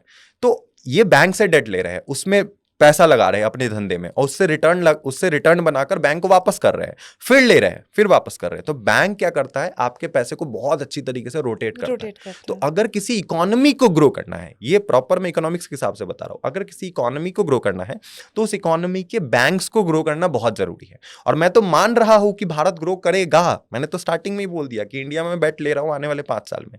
तो अगर भारत ग्रो करेगा तो भारत की बैंकिंग सेक्टर भी ग्रो करेगी, ये दोनों हैंड इन हैंड चल रहे हैं। तो बैंकिंग सेक्टर आंख बंद करके ग्रो करेगी। अब इसमें कौन सा बैंक अच्छा है, कौन सा खराब है, कौन सा क्या है, कौन सा एनबीएफसी बढ़िया है, ये आपको प्रॉपर स्टडी करके स्टडी पता करके। चलेगा। ठीक है, मृण्मय, एक हाइपोथेटिकल क्वेश्चन है आपके बिल्कुल लिए। बिल्कुल। अगर आपके पास, say for example, you are having 1 CR, hmm मैं 1 लाख 10 लाख की बात नहीं कर रही, 1 CR है आपके हम्म पास, हम्म और 1 CR में मैं आपको 2 चॉइसेस देती हूँ। हम्म एक आप इंडेक्स फंड्स में करिए, हम्म या आप ये ETF करिए, गोल्ड हम्म ETF। तो which one would you prefer? Index fund. Not ETF, gold. जैसे अभी गोल्ड इतना प्राइस हाई हुआ है उसका, तो इस आप फर्दर नहीं देख रहे उसको कि उसमें इन्वेस्ट किया जाए? देखिए मैम, इसका 2 कारण है। पहला कारण थोड़ा फनी है, क्योंकि मेरे फादर खुद गोल्ड का बिजनेस चला रहे हैं, तो बेटर होगा मैं गोल्ड में वहाँ पैसा लगा दूं जो मेरे फादर का बिजनेस है एक्चुअल में गोल्ड में। लेकिन जो आपने गोल्ड ETF की बात करी, मैं इसलिए नहीं करूंगा क्योंकि देखिए गोल्ड का क्या कंसेप्ट होता है बेसिकली, जब आप गोल्ड को और अच्छे से स्टडी करोगे तो आपको पता चलेगा, जब भी इकोनॉमी में क्राइसिस आता है, जब भी शेयर मार्केट नीचे जाता है हेज हेजिंग के लिए, तो लोग गोल्ड में पैसा डालते हैं, तो गोल्ड फिर ऊपर जाता तो है। अभी जैसे गोल्ड ऊपर जा रहा है और मार्केट भी समहाउ अभी थोड़ी सी करेक्ट हुई बिल्कुल है, बिल्कुल। लेकिन हाई में ही है, तो इट मींस कि क्राइसिस आने वाला है। नहीं, ऐसा हम नहीं बोल सकते कि क्राइसिस आने वाला है, ना ही मैं कोई एस्ट्रोलॉजर हूँ जो स्टॉक मार्केट को प्रिडिक्ट करूंगा कि अभी मार्केट क्रैश करेगा। मैं बस इसलिए कह रहा हूँ क्योंकि अभी मार्केट ना अभी बहुत बुलिश टाइम चल रहा है। बहुत सारे जियोपॉलिटिकल रीजन है जिसके वजह से गोल्ड रिजर्व, इंडिया में क्या हो रहा है कि इंडिया जो हमारी देश है, RBI, ये अपने पास गोल्ड रिजर्व भी बढ़ा रहा है बहुत सारा, ठीक है ना, अपने पास गोल्ड इकट्ठा कर रहा है। तो वो सारे भी बहुत सारे रीजन है जिसकी वजह से गोल्ड के प्राइसेस ऊपर जा रहे हैं धीरे धीरे। बट एक हेल्दी इकोनॉमी को जब हम देखें, एक हेल्दी इकोनॉमी कैसे काम करती है, तो जब भी ऐसे मेटल्स हो गए, गोल्ड सिल्वर वगैरह, ये सब जब ऊपर जाता है तो शेयर मार्केट फिर नीचे जाता है, पेपर एसेट फिर नीचे जाता है, और फिर ये जब नीचे जाता है तो शेयर मार्केट फिर ऊपर जाता है। तो इस हिसाब से मैं कभी भी गोल्ड को नहीं प्रेफर करूंगा, फिर मैं स्टॉक मार्केट प्रेफर करूंगा, उसमें पैसा लगाऊंगा। और जो गोल्ड है वो गोल्ड में रियल गोल्ड, अगर मुझे इन्वेस्टमेंट करना भी होगा सर, तो मैं असली गोल्ड में पैसा लगाऊंगा, जो रियल रॉ गोल्ड है, वो सोने तो की आपने बिस्किट होती है ना। बचपन से देखा है ऐसे हाँ होते एग्जैक्टली हुए। और क्योंकि उसका रीजन भी है, क्योंकि वो आपका पेपर एसेट नहीं है। अगर आप गोल्ड में पैसा लगा रहे हो तो वो आपका रॉ एसेट है, जो आपके पास है, रियल एसेट है, जिसको आप टच एंड फील कर सकते हो। जैसे रियल एस्टेट हो गया। एग्जैक्टली वो आपका टेंजिबल एसेट है जिसको आप फील कर सकते हो। तो अगर आपने गोल्ड खरीद के रख लिया तो कल को ऐसा नहीं होगा कि सरकार ने कुछ ऐलान कर दिया और आपका गोल्ड का प्राइस जो है, वैल्यू एकदम से घट जाएगा। लेकिन जो ये पेपर एसेट होते हैं ना, इनको मैनिपुलेट करना बहुत ईजी होता है। तो अगर मुझे गोल्ड लेना ही होगा तो मैं एक्चुअल गोल्ड खरीदूंगा ना, फिर उस हिसाब से मैं माइंडसेट बना के चलता हूँ। Not the ETFs। No, not ETF। ETF में फिर मैं कोई अदर ETF लूंगा, इक्विटी ETF में मैं प्रीफर करूंगा, स्टॉक्स वाले ETF में लूंगा फिर, not in gold. Not in gold.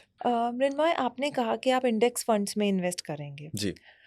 अब अगर मान लीजिए मैं SIP करना चाहती हूँ, तो SIP मुझे मंथली बेसिस पे बेनिफिट ज्यादा करेगी, या मैं लमसम अमाउंट डाल दूं तो बेनिफिट ज्यादा करेगी? देखिए मैम, ऐसा है कि SIP और लमसम का जो फंडा है, ये थोड़ा सा मतलब बहुत डिफरेंट है। मतलब ये थोड़ा, आप ऐसा लगा लो कि दोनों हैंड इन हैंड कभी नहीं चल सकते। Like I'm saying, I'm 45 years old. Okay, so should I go for a SIP thing monthly, or should I put my whole amount in a single mutual fund and wait for the return? No, never, don't go for lumpsum, go for SIP, because SIP आपको generally भी discipline देता है life में, आप धीरे धीरे कर सकते हो। और लमसम में क्या है कि लमसम बहुत अपॉर्चुनिस्टिक चीज है। जब भी आपको दिखे कि मार्केट गिरा है, आप मान लीजिए आप आज बोल रहे हो 45 के हो और आपके पास XY 10 लाख रुपए है और 10 लाख रुपए आपको इन्वेस्ट करना है, तो आप एक बार में 10 लाख रुपए कहीं पर तभी इन्वेस्ट करेंगे जब आपको दिखेगा कि मार्केट में भयंकर अपॉर्चुनिटी है, मार्केट बुरी तरीके से क्रैश हुई है और जहां आप इन्वेस्ट करने वाले हो वो जो एसेट है वो आप लगा लो कि ये मतलब रिस्क मैनेजमेंट इसका काफी बढ़िया है इस एसेट का, यहां पर हम पैसे डाल सकते हैं, ये बहुत एग्रेसिव भी नहीं है कि कल को मार्केट में ऐसे ऐसे उतार चढ़ाव होगी तो आपका पैसा डूब जाएगा। तो तब एक बार में पैसा डालना है और जब मार्केट गिरेगा तब डालना है, अच्छा टाइम लेके डालना है एक बार में, नहीं तो डेली बेसिस पे आप SIP कीजिए, उससे आपको डिसिप्लिन मिलेगा, आप बहुत कुछ सीखेंगे अपने लाइफ में कि कैसे इन्वेस्टमेंट किया जाता है, आप रिस्क मैनेजमेंट कर पाएंगे। और वैसे भी कभी भी अपनी जिंदगी में किसी भी एक जगह पे पूरा पैसा नहीं डालना चाहिए, ये डाइवर्सिफिकेशन तो एग्जैक्टली मैम, एसेंशियल है। एग्जैक्टली, नहीं तो ये बहुत बड़ा, जिसे जुआ कहते हैं ना, जो लोग आज शेयर मार्केट को जुआ कहते हैं, हो सकता है उनके लाइफ में यही फंडा हुआ हो, उन्होंने कहीं एक जगह पे पैसा डाला, सारा पैसा डूब गया और आज तक वो शेयर बाजार को गाली दे रहे हैं। क्यों? क्योंकि उनका एक्सपीरियंस खराब है। वो उन्होंने कहा, इधर से किसी ने बोला इसमें लगा दो तो एग्जैक्टली उसमें लगा मैम, दिया, उनकी एग्जैक्टली, अपनी बिल्कुल कोई कभी रिसर्च ही नहीं थी कि बिल्कुल, हम एक पर्टिकुलर रिसर्च करके डालना वही है। वही वही, एंड दैट टू मृण्मय, मुझे लगता है वो एक्सपीरियंस और एज से ही आता है। हाँ बिल्कुल। You are the blessed one जिसने इतनी अर्ली एज में इस चीज को बहुत अच्छे से लर्न कर लिया है। Thank you ma'am, thank you तो सो मच। एक चीज और, कितना टाइम डेली का देना पड़ता है स्टॉक मार्केट में 3x या 5x की रिटर्न के लिए? सर आपको टाइम सिर्फ पढ़ाई में देना है। अगर आप दिन के 2 घंटे भी दोगे ना सिर्फ पढ़ने के लिए कि इन्वेस्टिंग क्या होता है, इससे कैसे पैसा कमाते हैं, सारे डेटा को रिसर्च करोगे तो आप आराम से मेरे से ज्यादा पैसे बना लोगे। आपको पता लग जाएगा कि कब मार्केट को टाइम करना है, कब मार्केट में एंट्री लेना है, कब मार्केट में एग्जिट लेना है, यही आपको सीखना है। एंट्री और एग्जिट आपको पता होना चाहिए। आज के समय बहुत ऐसे लोग हैं जो राकेश झुनझुनवाला सर आज तो नहीं रहे, लेकिन उनकी पोर्टफोलियो को देखकर बहुत इंस्पायर्ड लोग हो जाते हैं और उनके जैसा पैसा लगाने का सोचते हैं, सेम डुप्लीकेट कर दे। क्या आप राकेश झुनझुनवाला बन जाओगे सेम पैसा वहीं पर लगाकर? नहीं बनोगे।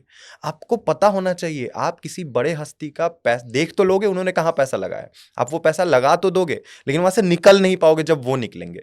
इसीलिए मार्केट में कब एंट्री लेना है और कब एग्जिट करना है ये पता करने के लिए हम बस स्टडी करेंगे, और ये स्टडी अगर हमने कर लिया, जम के 3 साल भी मेहनत कर ली, तो भैया आप बहुत ऊपर निकल जाओगे, बहुत ज्यादा। आप इतना पैसा कमा लोगे कि आपकी 7 पुश्ते आने वाले बैठकर खाएंगी ना, तब भी आपका पैसा खत्म नहीं होगा, इतना पैसा बन जाएगा।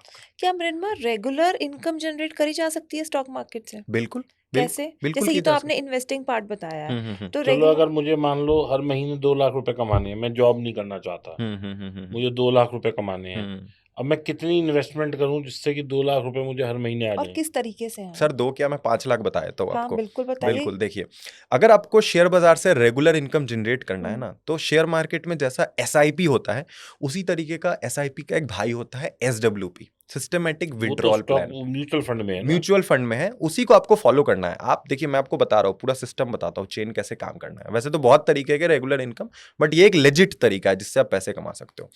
तो मान लीजिए आपको 5 लाख रुपए फॉर एग्जाम्पल मैं कमाना मानती हूँ कि आज मेरे पास 1 CR है लगाने को, मैं SWP में I am interested in 1 CR लगाने के ठीक है लिए, ठीक है ठीक है। और मुझे ऐसा है कि मेरा घर चल जाए और मेरा थोड़ी बहुत सेविंग हो जाए, तो I want to withdraw say for example 3 lakhs a month to have a good living. तो ये कैसे वर्क करेगा? देखिए मैम एक आंकड़ा है इसका, ठीक है मैं आपको बताता हूँ। 3 लाख 1 CR से करना मुश्किल है, मुश्किल नहीं है, हो जाएगा ये भी, बट इस एग्जाम्पल में ना आपका पैसा एक टाइम बाद खत्म हो जाएगा। तो 1 CR से कितना मैं करना आपको बता प्रैक्टिकली देता हूँ, मैं आपको पॉसिबल बता है? देता हूँ। देखिए SWP को थोड़ा समझाता हूँ, मुझे 2 मिनट का आप अगर टाइम देंगे तो आपके व्यूअर को पूरा समझ में आ जाएगा। बिल्कुल। ठीक है, देखिए क्या होता है कि जैसे एक SIP होता है, सिस्टमेटिक इन्वेस्टमेंट प्लान, सेम वैसा ही उसका भाई होता है SWP, सिस्टमेटिक विड्रॉल प्लान।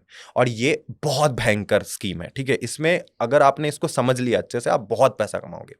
इसमें क्या होता है मैम कि आप क्या करते हो कि आप एक मोटा पैसा क्रिएट करते हो, आप एक वेल्थ बनाते हो पहले तो, ठीक है ना। आप कहीं से भी वेल्थ बनाओ, चाहे वो आप जमीन बेच करके 1 करोड़ रुपए कमाओ, या फिर आप गोल्ड बेच करके कमाओ, या खुद की जॉब करके कमाओ, या कोई शेयर मार्केट का ही आपका पोर्टफोलियो हो 1 करोड़ का, आप वो लेके आओ, ठीक है। अब उस पैसे को आप लगा दो किसी अच्छे म्यूचुअल फंड में जो बहुत ज्यादा वॉलेटाइल नहीं होना चाहिए। अगर बहुत ज्यादा वॉलेटाइल होगा ना तो आपका 1 करोड़ भी कभी 80 लाख, कभी 90 लाख, कभी 1.5 करोड़ तो ऐसे फिर होगा। लार्ज कैप में ही लगा दें। लार्ज कैप भी नहीं, SWP के लिए सबसे बढ़िया होता है हाइब्रिड फंड। हाइब्रिड फंड वो फंड कैटेगरी होते हैं जहां पर आपका पैसा थोड़ा डेट में और थोड़ा इक्विटी में लगता है। जो म्यूचुअल फंड मैनेजर होता है वो अपने एक्सपर्टीज के अकॉर्डिंग चीजें चला लेता है। उसको जब लगता है मार्केट में अपॉर्चुनिटी है वो इक्विटी में डालता है, जब लगता है नहीं है वो डेट में डालता डेट है। में तो डालता है। हाइब्रिड फंड बेस्ट फंड होते हैं, वो बहुत ज्यादा वॉलेटाइल नहीं होते हैं, वो बहुत ज्यादा सिक्लिकल नहीं होते, ऊपर नीचे नहीं जाते हैं। और उसकी कितनी रिटर्न रहती है ईयरली? मैं बताया तो आपको, हाइब्रिड फंड में अलग अलग फंड है, कभी आप 12%, 8 से 12% एक्सपेक्ट कर सकते हो, ठीक है ना। अब देखिए क्या होगा कि मान लीजिए आपने 1 करोड़ रुपए कहीं से निकाला, मैंने अगेन बताया कहीं से भी लाओ फर्क नहीं पड़ता, शेयर बेच के लाओ, कुछ भी करके 1 करोड़ रुपए लाए और उस 1 करोड़ रुपए को आपने सीधा इन्वेस्ट कर दिया एक हाइब्रिड म्यूचुअल फंड में। अब वो हाइब्रिड म्यूचुअल फंड कोई भी हो सकता है, उसमें डाला और उसी में आपने SWP क्रिएट कर दिया 0.5% का, ठीक है। ठीक है। 0.5% ये एक टेस्टेड आंकड़ा है, बहुत सारे रिसर्च हुए हैं इसमें। अगर आप 0.5% अपने 1 करोड़ में से, 1 करोड़ का 0.5% लगभग 50,000 के आसपास होता है, 50,000 रुपये महीना 50,000 हो रुपए महीना। अगर आप 0.5% या 0.6%, 50-60 हजार हमेशा विड्रॉ करोगे ना अपना, आपका जिंदगी भर पैसा खत्म नहीं होगा। वो सीधा हो गया ना। अगर आप देखो 0.5% है तो 12 महीने का कितना आपने निकाल लिया? 12 महीने का वही आप लगा लो, 6% 6 निकाला। लाख निकाल 6 लिया। लाख रुपए निकाल लिया आपने। और अगर हमें 9%, 10%, 12% की रिटर्न आई तो भी तो आपका हमारा 6% जुड़ सेव रहा होगा ना। है, एग्जैक्टली वो तो कंटिन्यू ग्रो जुड़ होते रहा है जा रहा है। 12%, हम निकाल रहे हैं 6, तो 6 मतलब मेरे विड्रॉल करने के बाद भी 6% 6% मेरा का ऐड हो रहा एडिशन है। हो गया। एग्जैक्टली तो वो ये पैसा बढ़ते ही रहेगा एंड आपका रेगुलर इनकम बन गया है।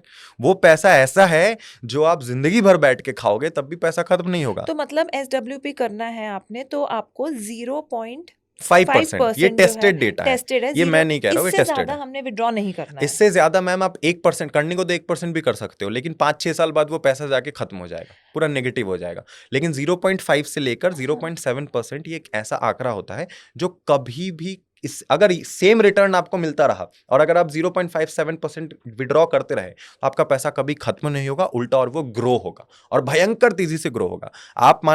आप मान लीजिए कोई बोलेगा नहीं भैया मुझे 5 लाख निकालना है, तो भाई तुम 10 करोड़ डालो ना, तुम कहीं से बिल्कुल। मेहनत करके कुछ भी करके लाओ। अब 2 दिन में तो तुम 10 करोड़ नहीं बना लोगे, ये कोई सट्टा बाजार तो है नहीं, स्टडी है प्रॉपर। तो 10 करोड़ तुमने डाला, 10 करोड़ का 0.5% हो गया 5 लाख रुपए। अब 5 लाख रुपए तुम हर महीने निकालो निकालो निकालो और उसके बाद भी आपका पैसा खत्म नहीं होगा।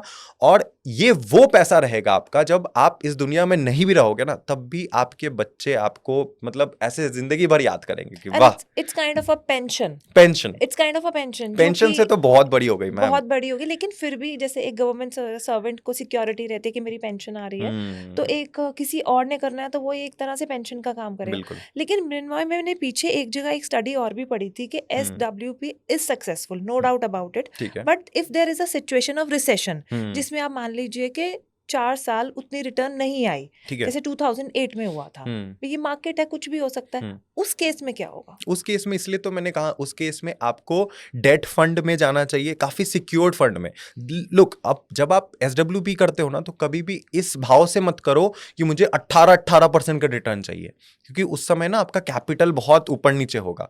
आपको हर महीने 1 करोड़ से 50,000 कैसे आ रहा है? आपका म्यूचुअल फंड का यूनिट बिक करके ही तो आ रहा है ना। अब जब मार्केट बहुत तेजी से नीचे जाएगा, आपने 20% वाला कोई फंड में डाल दिया, स्मॉल कैप फंड में, तो आपके 50,000 को निकालने के लिए आपके म्यूचुअल फंड मैनेजर को बहुत सारे यूनिट बेचने पड़ जाएंगे उस केस में। अच्छा, एक काम फिर और कर सकते हैं, उससे और बेटर रिटर्न आएगी ऐसे डिस्कस करके। जैसे SWP आपने किया, से 1 CR का किया, सिर्फ 1 साल आप उसमें से कुछ विड्रॉ मत कीजिए, ठीक है, और नेक्स्ट ईयर से कीजिए, बिल्कुल। तो I think that would give a better yield. हाँ, कर सकते हो आप। ये एक अब सेफ। पूजा जी, ये सर्टेनिटी नहीं है ना, वही पता लगा पहले वही उसी पहले साल में डेंट आ गया 20% का। हाउ डू यू नो कि उस साल में पैसा बढ़ेगा ही गिरेगा नहीं? इसीलिए तो आपको सेफर एसेट दिस को इज सिलेक्ट नॉट करना अ चाहिए वे। ना। आज मैंने 1 करोड़ डाला, अब मैं तो सोच रहा हूँ कि 1 साल बाद इसको 18 या 37 या 30% बढ़ जाएगा।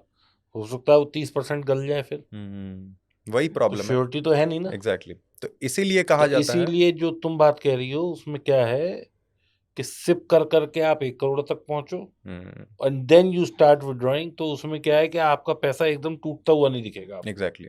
और वो भी SWP तभी क्रिएट करो जब, मतलब SWP उसी फंड में क्रिएट करो जो फंड सबसे ज्यादा सेफर हो, सबसे ज्यादा सेफर। मैं अधिकांश टाइम लोगों को यही कहता हूँ, क्योंकि मैं खुद एक ट्रेडर हूँ, जी सर।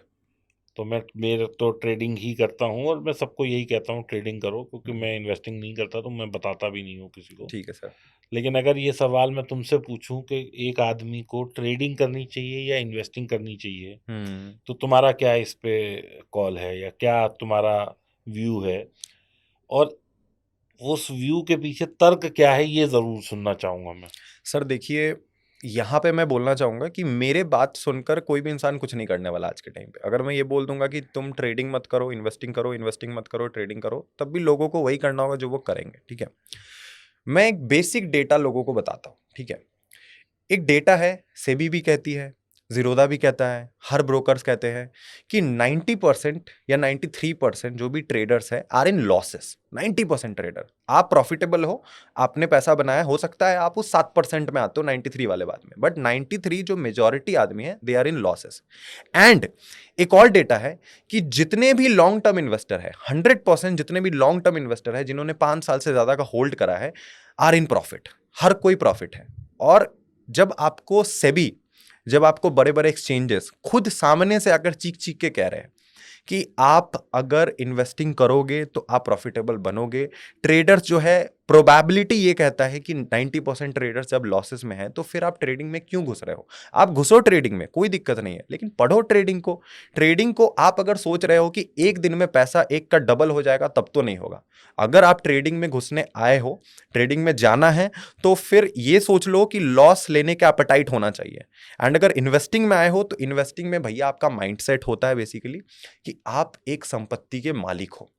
आप ट्रेडिंग में ना, मेरा ऐसा मानना है सर, हो सकता है किसी और का ट्रेडर का कोई दूसरा फील हो, मेरा ऐसा मानना है ट्रेडिंग को आप एज अ संपत्ति नहीं देख सकते कभी भी। आपका वो एसेट नहीं हो सकता कभी भी, क्योंकि ट्रेडिंग को आप स्टॉक ले रहे हो, बेच रहे हो, ले रहे हो, बेच रहे हो, वहां पर आपको हर दिन डोपामिन मिल रहा है, हर दिन आपको मजा आ रहा है, कुछ हाँ कुछ नया मिल रहा है, नया मिल रहा है, नया मिल रहा है।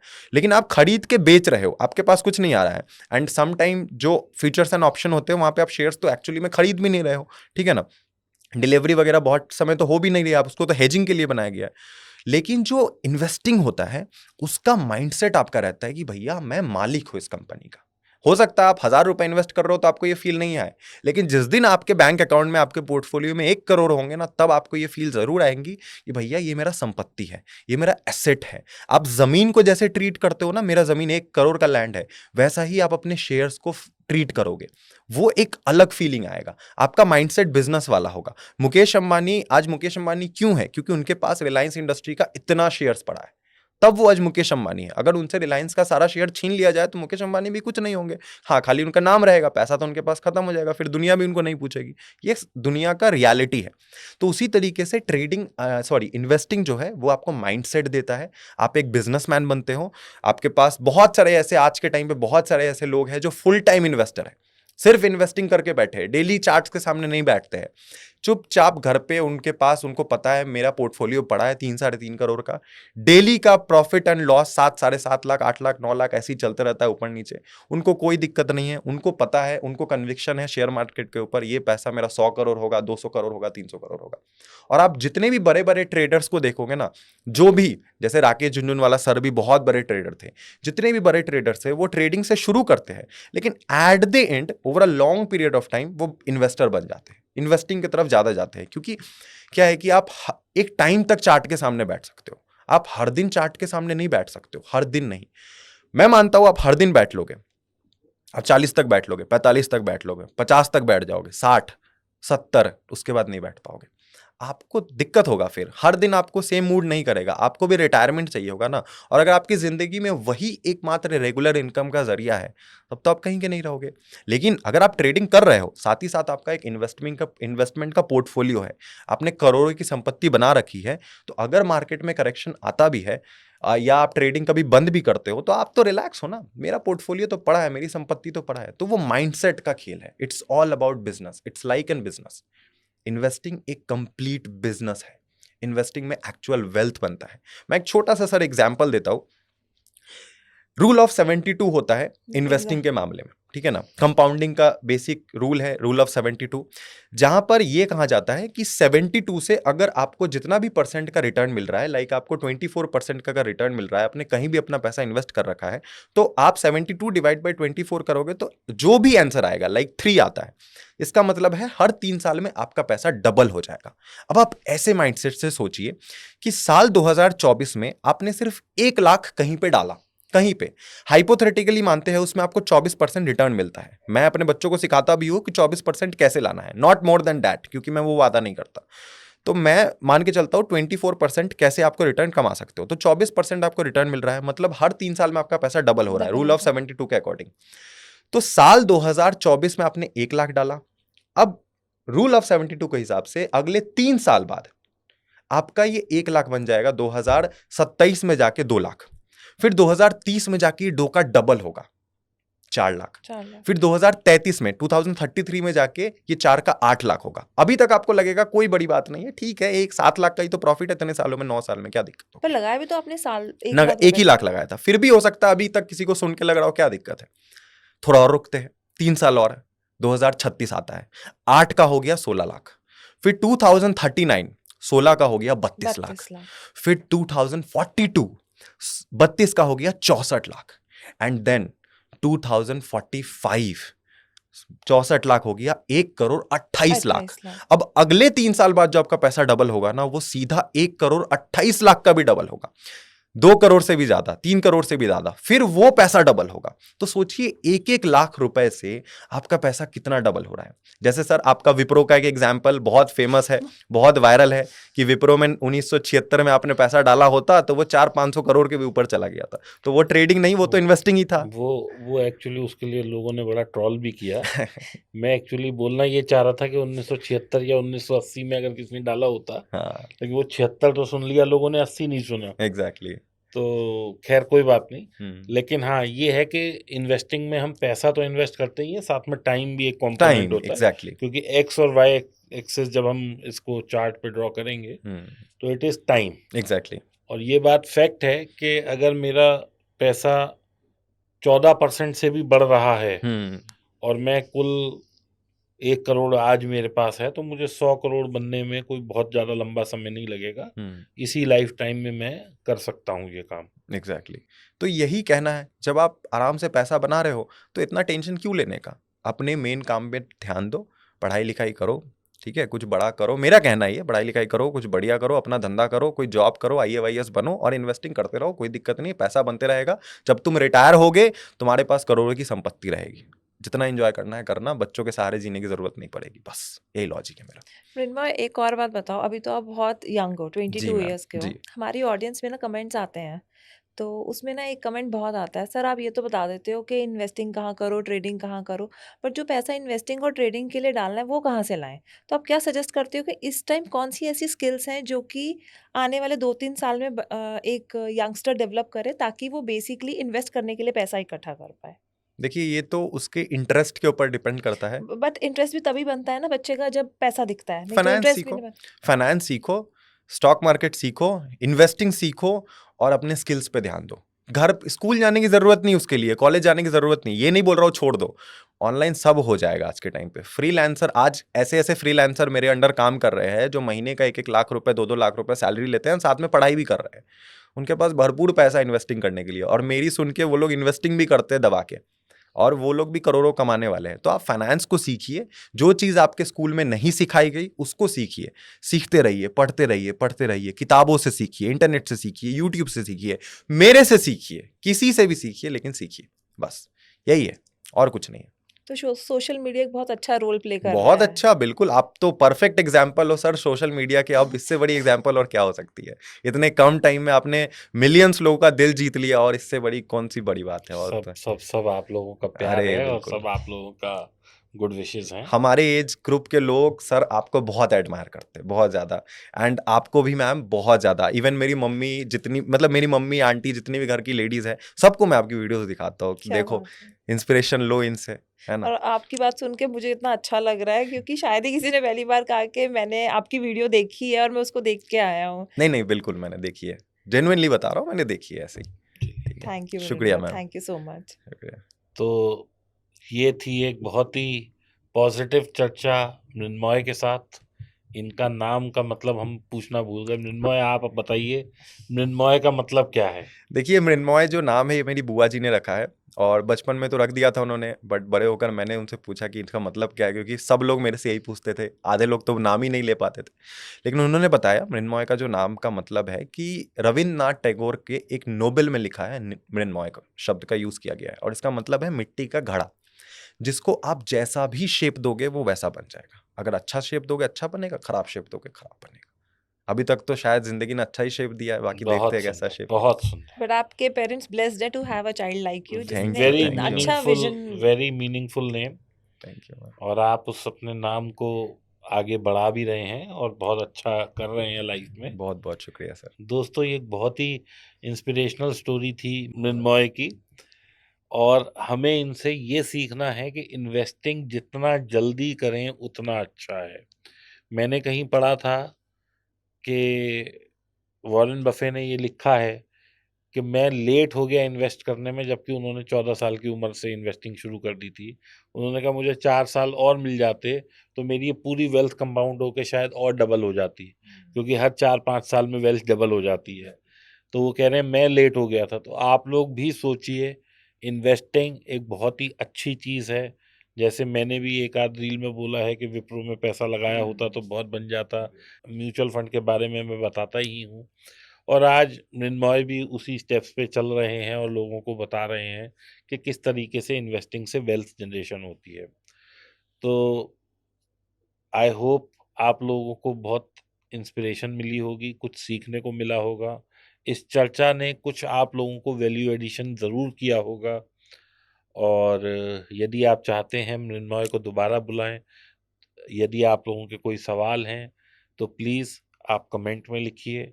हम मृण्मय से रिक्वेस्ट करेंगे कि ये आपके सवालों का जवाब दें।